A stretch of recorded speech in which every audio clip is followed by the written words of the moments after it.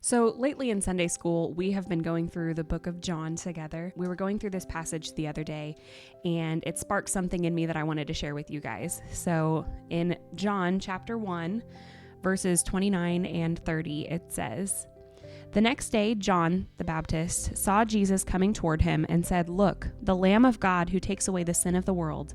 He is the one I was talking about when I said, a man is coming after me who is far greater than I am, for he existed long before me.'" Now, the term Lamb of God spoke to the Jewish people who were following John the Baptist instantly.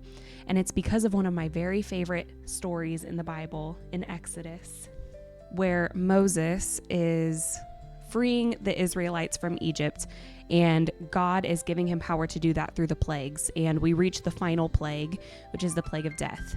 And it says, "Then Moses called all the elders of Israel together and said to them, 'Go pick out a lamb or young goat for each of your families and slaughter the Passover animal.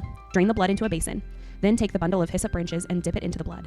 Brush the hyssop across the top and sides of the door frames of your houses, and no one may go out through the door until morning. For the Lord will pass through the land to strike down the Egyptians. But when he sees the blood on the top and sides of the door frame, the Lord will pass over your home. He will not permit his death angel to enter your house and strike you down. Remember, these instructions are a permanent law that you and your descendants must observe forever. When you enter the land the Lord has promised to give you, you will continue to observe this ceremony. Then your children will ask, 'What does the ceremony mean?' And you will reply, 'It's the Passover sacrifice to the Lord, for he passed over the houses of the Israelites in Egypt.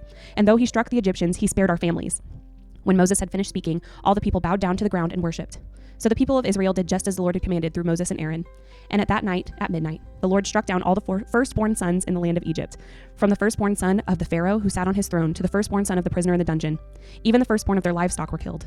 Pharaoh and all his officials and all the people of Egypt woke up during the night, and loud wailing was heard throughout the land of Egypt. There was not a single house where someone had not died." So even now, Jewish people celebrate the Passover, and it is in reference to this story where the Israelites slaughtered lambs to spread on the tops and sides of their door frames.